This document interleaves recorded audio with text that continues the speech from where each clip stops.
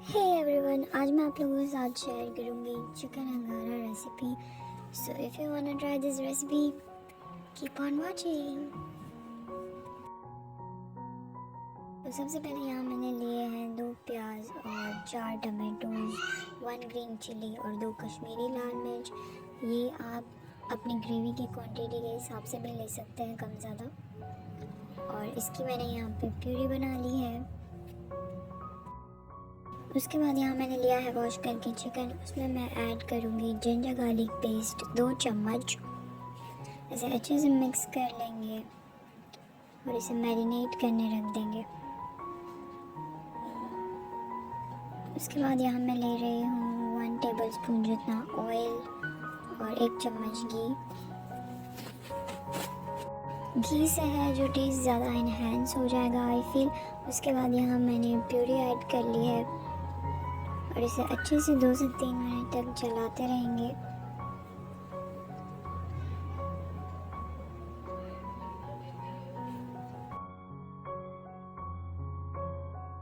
उसके बाद यहाँ मैं हमारा चिकन ऐड कर रही हूँ।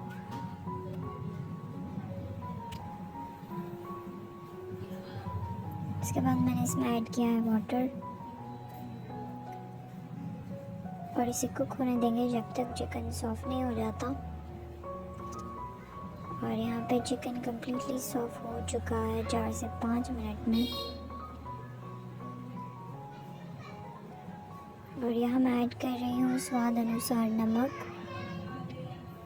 1 चम्मच जितनी मलाई। आप फ्रेश क्रीम भी ले सकते हैं। इसे अच्छे से मिक्स कर लेंगे।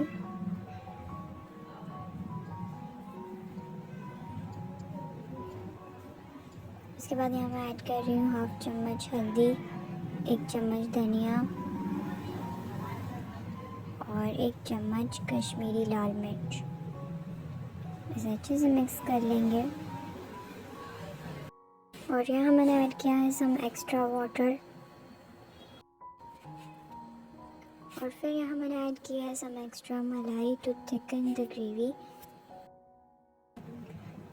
को थोड़ा गाढ़ा करने के लिए मैंने और थोड़ा वाटर और मलाई ऐड की थी।